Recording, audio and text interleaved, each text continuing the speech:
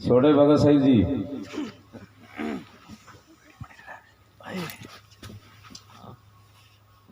देखिए, सारी ब्रह्म से संगत से मैं नोट करता हूँ। आज मैं साहिल का चेहरा देख रहा खुश नहीं है, या कुछ ना कुछ कमी है साहिल में, बता रहा आपको सही बात है। यह बात बतानी पड़ेगी, आपने सारी संगत बैठी है जो चेहरे पर चेहरे में तेरे हर उसमें होती ना, आज है नहीं, बता दे बात सच्ची बात बता। फंस गया आज फंस गया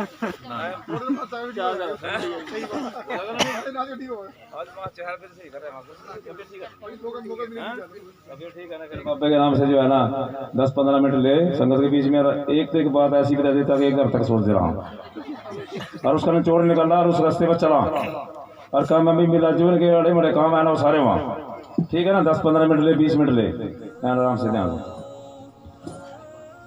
बोलो सच्चे दरबार की, बोलो बाबे जहार वीर की, बोलो बाबे सैद भराने पीर की, बोलो गुरु केर सिंह जी की।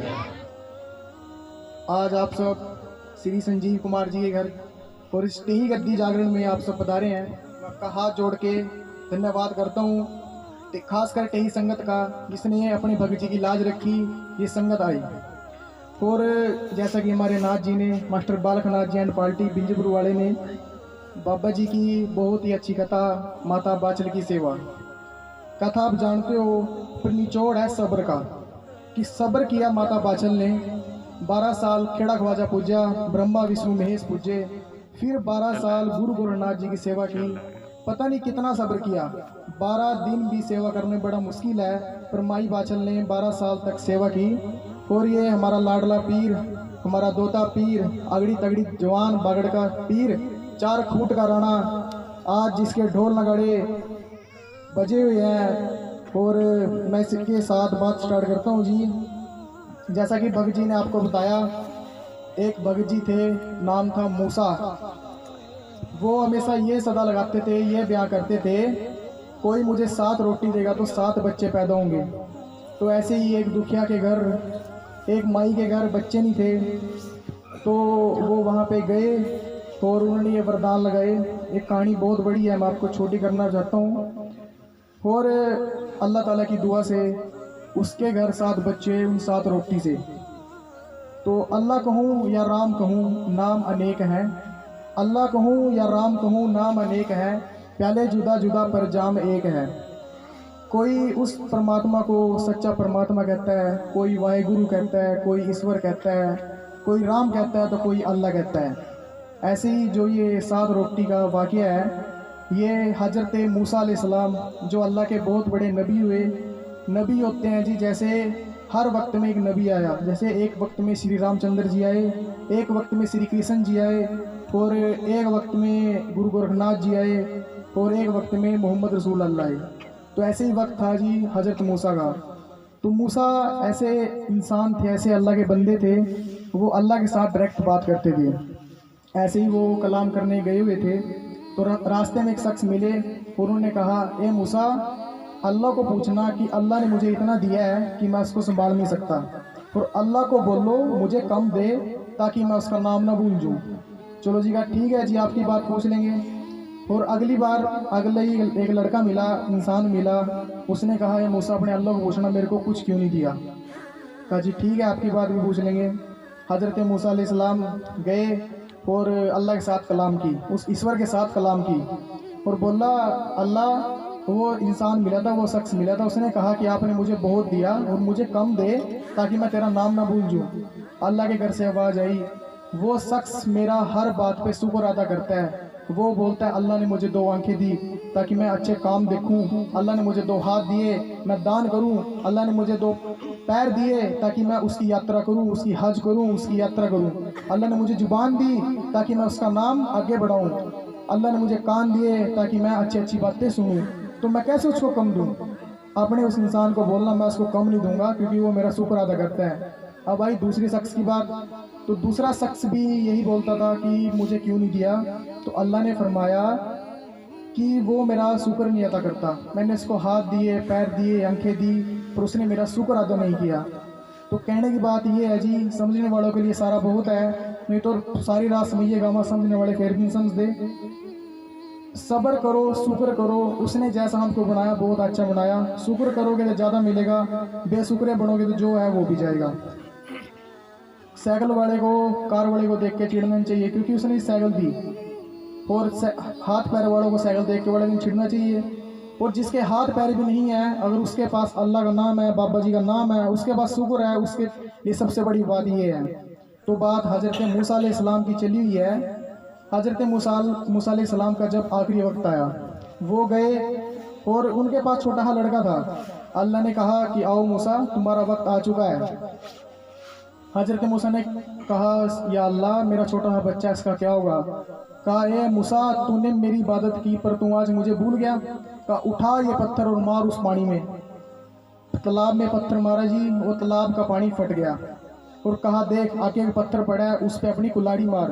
कुल्हाड़ी मारी जी, उसमें एक कीड़ा, उसके मुंह में एक हरियाली पत्ता।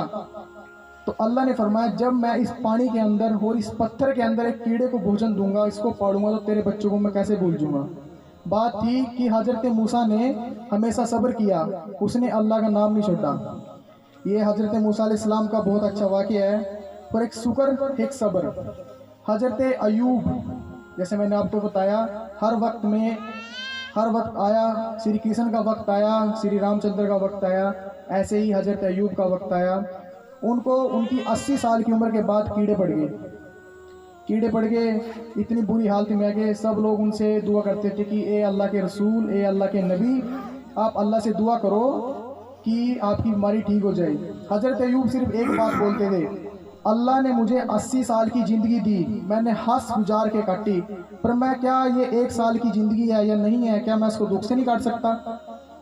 फिर वो कीड़े उनकी शरीर में बहुत ज़्यादा चलने लग गए। अगर कोई कीड़ा ज़मीन पे गिरता था, वो उसको उठा के अपने गात पे रख लेते थे और बोलते थे कि ए कीड़े, क्या अब तक अल्लाह ने तेरा भोजन मेरे गात को रखो, तू इसको खा। फिर बहुत वक्त बीत गया जी, 1 साल बीत गया। उनकी घरवाली ने कहा कि आप दुआ करें, हमारे पास आपकी हाल देखी नहीं जाती। जब उन्होंने दुआ की, उनकी बीमारी तभी के तभी ठीक हो गई। तो कहने की बात यह है जी, अगर बाबा जी ने, बाबा जहारवीर जी ने, गुरु जी ने, बाबे सैयद पुराने पीर ने, अल्लाह ताला ने आपको ज़िंदगी दी है और अच्छी ज़िंदगी कट रही है, अगर थोड़ा दुख आगा तो सब्र करना चाहिए। ये नहीं है जी पूरी ज़िंदगी 60-70 साल दारू नहीं पी और कहा जी मेरा कुछ होगा, डॉक्टर कह रहा दारू पी ले, कहा जी हम दारू पी लेंगे।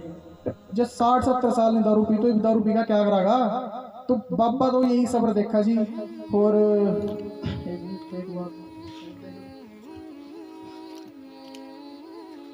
और हमारे बड़े पीर साहब जो टेही दरबार में गए हुए हैं, आप जानते हैं, हमारे पहले पीर, हमारे बड़े पीर सरकार गौसुल वरा शेख अब्दुल कादिर जिलानी, शाख मेज पीर सोरे बड़े पीर, मैं उनको याद करता हूँ, उनको सलाम करता हूँ।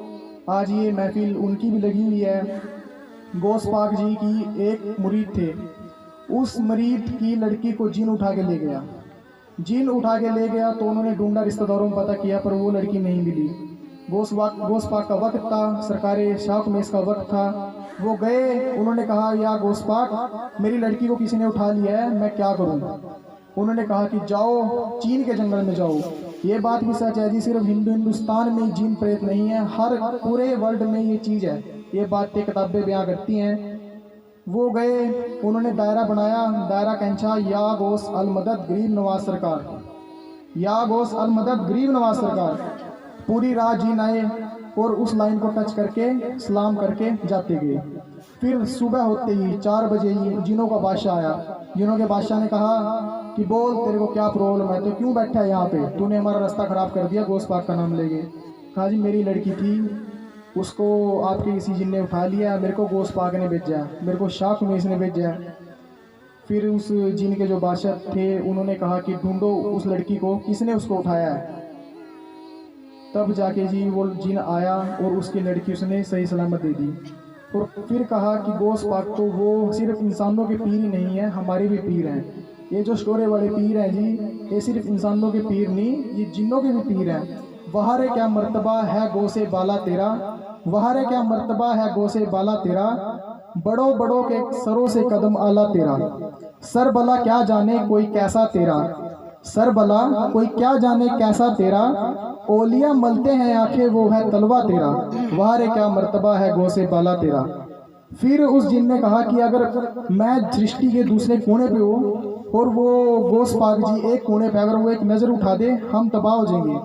कहने की बात यह है जी, जो बाबे का मानने वाला है, बाबे शाह कमेस का मानने वाला है, उसको इन चीज़ों से डरना नहीं चाहिए, बाबे के नक्शो कदम पे चलना चाहिए। और अल्लाह का हमें जो आज हम बाबा जी दरबार में बैठे हैं इस चीज़ का सूर करना चाहिए। और जैसी ही रात आज बाबा जी की सजी हुई है, बहुत ही अच्छी रात सजी हुई है, बाबा जी का पूरा पूरा लटाका है, बाबा जी का पूरा पूरा नूर है दरबार में। तो मैं इन्हीं शब्दों के साथ, कोई गलती होगी जी माफ़ करियो। और बाबा जी की कथा आगे बढ़ानी है और थोड़ा रंग रंग प्रोग्राम भी करना है जी। ठीक है जी। बोलो सच्चे दरबार की, बोलो बाबे जहार वीर की, बोलो गुरु केहर सिंह की।